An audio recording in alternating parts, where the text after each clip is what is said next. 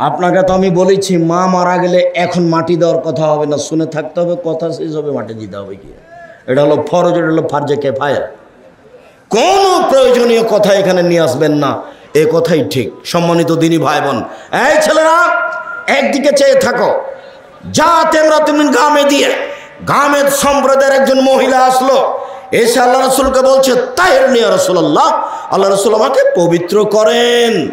তখন আল্লাহ রসুল বলছেন ইরজেই, বাড়ি ফিরে যাও, আস্তাগফিরুল্লাহ, তোবা করো, ক্ষমা চাও, অতুবি ইলাইহি, তার কাছে তোবা করো, পাপ ক্ষমা হয়ে যাবে। তখন মহিলা বলছে আতুরাতে দুনি কাবার হাতাদ্দা মাইজুবনা মালিক।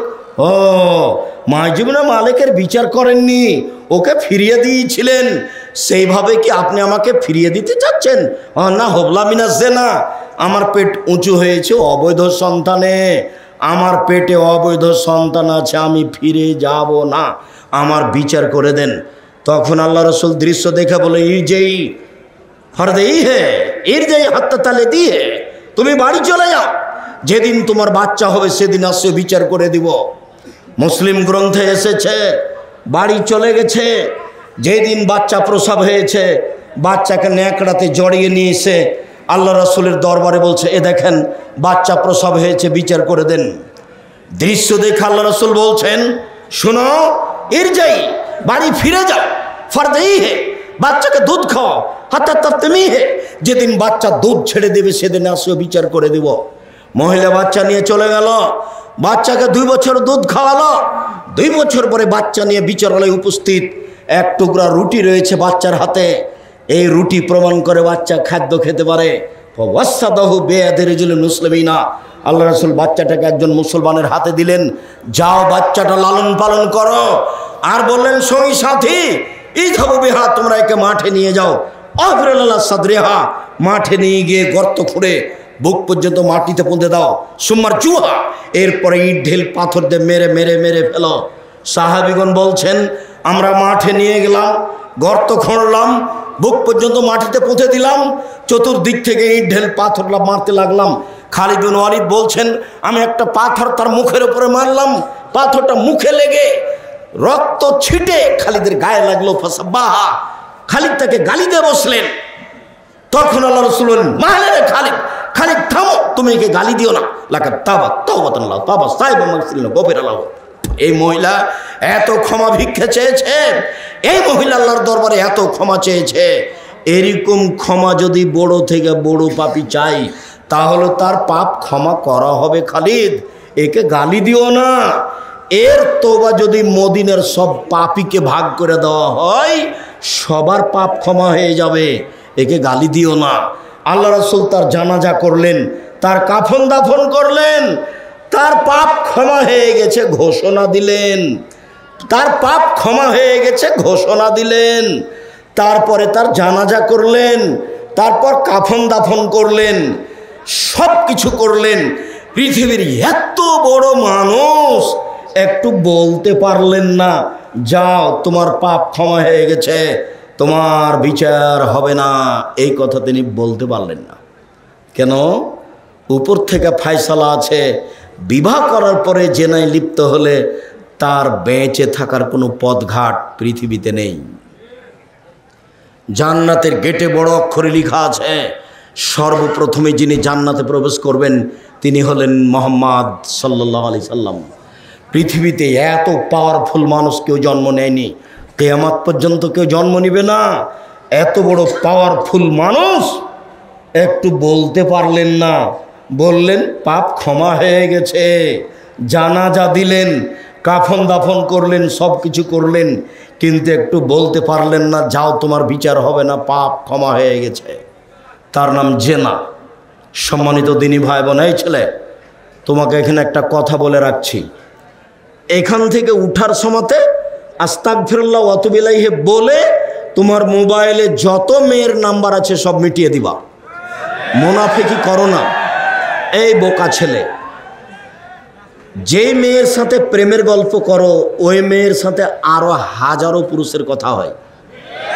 তোমার একটু বুঝ হয় না? তুমি কি গরু ছাগল? বুঝে না, ওরা অন্তর আছে, বুঝে না, বোঝা দরকার। শোনেও শোনে না, ওরা কান আছে, শোনে না, শোনা প্রয়োজন। দেখেও দেখে না, ওরা চক্ষু আছে দেখে না, দেখে বিবেচনা করা প্রয়োজন।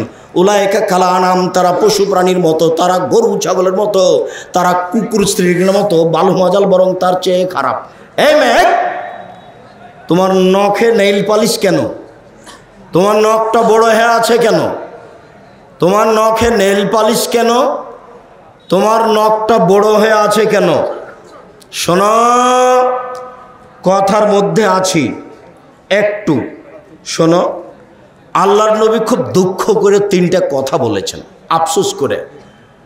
পৃথিবীর মানুষ শুনে রেখো, আমার উম্মত ইহুদি খ্রিস্টানদের সাথে মিশে যাবে কালচারে, পোশাক আশাকে, স্বভাবে। ডান হাতের বিঘত যেমন বাম হাতের সমান, বাম হাতের বিঘত যেমন ডান হাতের সমান, আমার উম্মত তাদের সাথে মিশে যাবে কৃষ্টি কালচারে, পোশাক আশাকে, কথা কর্মে।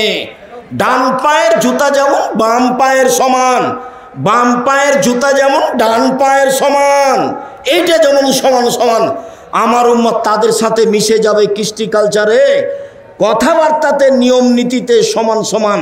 এবার তিনি ভাষাগতভাবে নিচে আসতে লাগলেন, আস্তে আস্তে বলছেন, পৃথিবীর মানুষ শুনে রেখো, ইহুদি খ্রিস্টান যদি মায়ের সাথে জেনা করে থাকে, ইহুদি খ্রিস্টান যদি মায়ের সাথে জেনা করে, আমার উম্মত তাদের স্বভাবের সাথে মিলতে গিয়ে আমার উম্মত মায়ের সাথে জেনা করবে।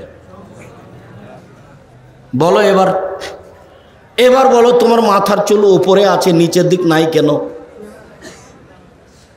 কেন? তোমার বাপ নাই নাকি? ও কি তোমার চাচা, যাকে তুমি আব্বা বলে ডাকো? ও কি তোমার খালু? ও কি তোমার সৎ বাপ? জন্ম দিতে পারলে বাপ হওয়া যায় না, ক্ষমতার নাম বাপ, কন্ট্রোলের নাম বাপ। আল্লাহ নবী বলছেন, ইয়া মাশারা শাবাব, যুবকেরা শোনো, বিবাহ করলে কন্ট্রোল ক্ষমতা লাগবে। 1 মোহর, 2 শারীরিক ক্ষমতা, 3 নিয়ন্ত্রণ কন্ট্রোল ক্ষমতা থাকতে হবে। খালি বেদাত নিয়েই চললে হবে? বেদাত নিয়েই চললে হবে? নাজায়েজ কথা নিয়েই চললে হবে? এটা গাইবান্ধা। আব্দুর রাজাক সাহেব, গাইবান্ধা বলে কি বলতে চাইলেন? গাইবান্ধা বলে বলতে চাইলাম, বিবাহের বৈঠকে কথা বলা যাবে না, মুখে রুমাল দিয়ে এভাবে বসে থাকতে হবে। তা আমি তো গাইবান্ধা বিবাহ করেছি, গাইবান্ধা গোবিন্দগঞ্জে। তো এখন বিবাহের বৈঠকে আমি বলছি মোহরের কথা, তা আমার মামা শ্বশুর বৈঠকে ছিলেন, লাভ দিয়ে উঠে গেলেন একবারে, বলছে বিবাহ উঠিয়ে দাও, বিবাহ উঠিয়ে দাও, বিবাহ দেওয়া যাবে না, ছি ছি ছি ছি ছি। বরে কথা বলে এই বিবাহ দিতে হবে? একবারে তাড়াহুড়া করে গিয়ে বাড়িতে বলল। বাড়িতে যখন বলছে যে চুপ থাকো, তখন ব্যাগ বোকচা নিয়ে চলে গেল, থাকলোই না। বর বিবাহের বৈঠকে কথা বলতে পারবে না কেন? এটা গাইবান্ধা যে, এই জন্য। বিবাহের বরই তো কথা বলবে, মোহর তো ওই দেয়। কে দিবে? যৌতুক নিয়ে কথা বলো, আর ওইখানে কথা বলা যাবে না। বিবাহের বৈঠক পাগল হয়ে গেছে, চ্যাংড়া ছুল্লু সবাই মিলে গেছে মেয়েটার কাছে। অনেকগুলো মানুষ মেয়েটার কাছে গিয়ে বলছে, অমুক নেবাসে অমুক এত নগদ এত বাকিতে তোমাকে বিবাহ করতে এসেছে, তুমি তাকে স্বামী সত্ত্বে কবুল করো। তারপর মেয়েটা বলছে কবুল করলাম।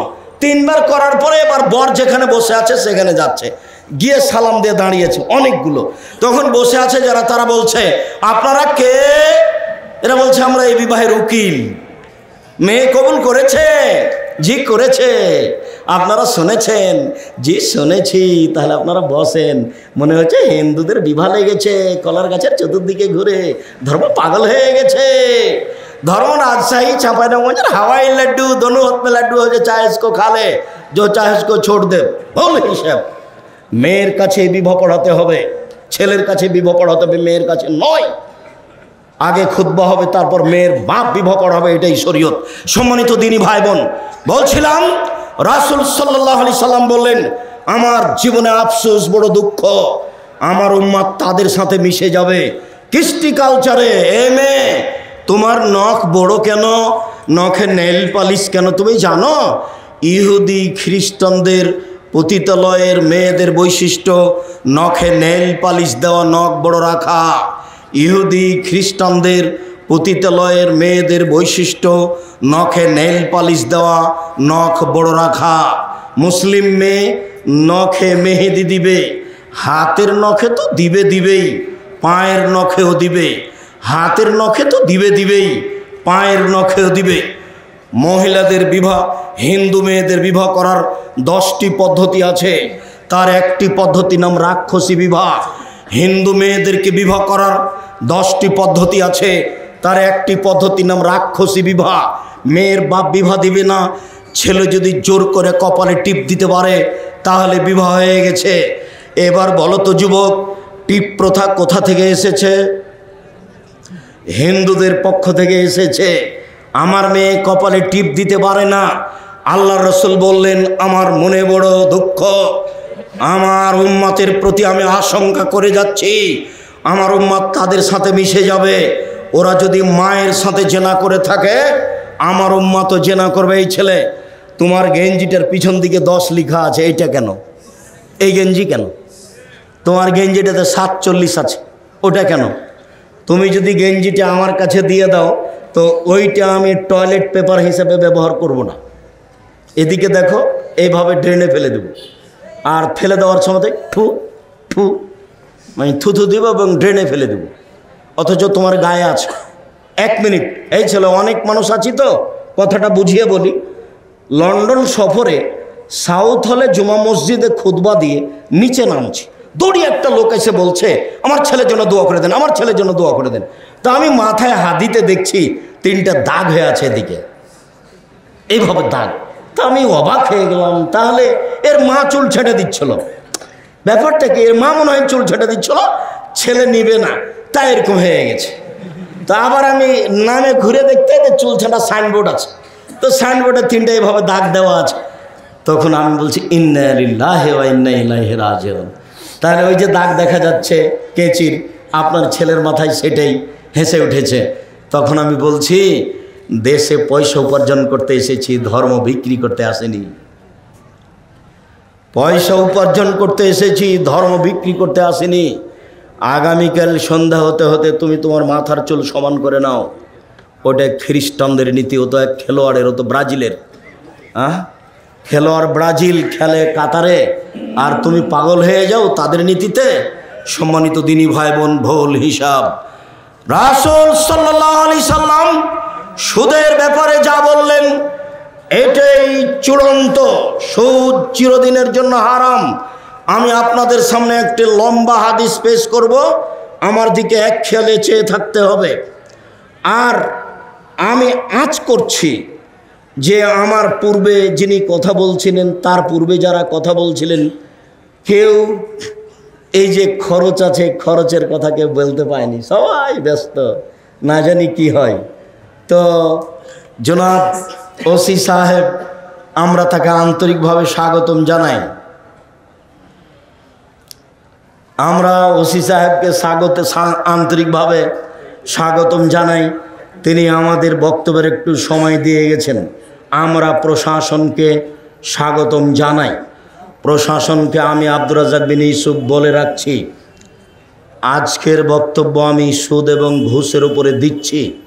আমার এই বক্তব্য বিগত 50 বছর যাবৎ যারা এখানে এই মাঠে বক্তব্য দিয়েছে তার সাথে মিলাবেন, ভবিষ্যৎ 50 বছর মিলাবেন। যারা থাকবে তাদেরকে বলে যায়েন, দেখবেন এর সাথে মিল খাবে না। হয় কেসা কাহিনী আছে, না হয় কারো বদনাম আছে, না হলে আরও কিছু আছে। সে বক্তব্য এই কথা দিয়ে পূর্ণ আছে। আমরাই জাতির সামনে সঠিক কথা বলি মর্মে একটি লম্বা হাদিস পেশ করতে যাচ্ছি। আমি অবশ্য আগেই বলেছিলাম, জনাব রিজু মণ্ডলকে যে আমি তো গত বছর গেছিলাম, মানুষের খুব ভালোবাসা দেখেছি, তা আপনি তো আদায় করেন না। তো জামিয়া সালাফিকে সবাই ভালোবাসে, তো জামিয়া সালাফির জন্য আদায় করা হোক। এদেশের সবচেয়ে বড় প্রতিষ্ঠান, ব্যতিক্রম প্রতিষ্ঠান জামিয়া সালাফিয়া, যেখানে 5000 ছেলে মেয়ে পড়াশোনা করে, যেখানে 300 শিক্ষক শিক্ষিকা থাকেন, 32 লক্ষ টাকা বেতন লাগে, তারপর 410 জন এতিম আছে। যাক, সেটা যাই হোক, আমাদের লোকেরা আপনাদের সামনে যাবে। 10 টাকা হলেও ফিরাবেন না। আপনি 200 টাকা, 50 টাকা, 500 টাকা, 10 টাকা, 10 টাকা হলে আপনি ফিরাবেন না। যারা এখানে বৈঠকে আসেন মঞ্চে, সবাই অংশগ্রহণ করবেন। আমি এবার সুদের উপরে লম্বা হাদিসের আলোচনা শুরু করলাম। আমার দিকে এক খেয়ালে চেয়ে থাকবেন। আর যারা মাঠে আছেন তারা সবাই মাঠে থাকেন। আপনি একটু নড়াচড়া করবেন না, নইলে আপনি আমার কথা ধরতে পারবেন না। সম্মানিত দিনী ভাই বোন, সুদ মহাপাপ, সুদের ফলাফল জাহান্নাম, সুদের ফলাফল নিঃস্ব। আমার দিকে চেয়ে থাকেন, আমি একটা লম্বা হাদিসের অনুবাদ আপনাকে শোনাই, যার একটা অংশে থাকবে সুদের কথা। শামর ইবনে জুনদুব রাদিয়াল্লাহু তাআলা আনহু বলেন, আল্লাহর নবী ফজরের সালাত আদায় করার পরে আমাদের মুখামুখি বসে বলতেন, সঙ্গী সাথে, এই ছেলে থামো না, চিল্লাচ্ছ কেন? যারা যাবে তারা যাবেই, তুমি আর আমি অন্তত এক খেয়ালে থাকি, তাহলে আমাদের কথা বলার পথ, কথা বলা সহজ হবে।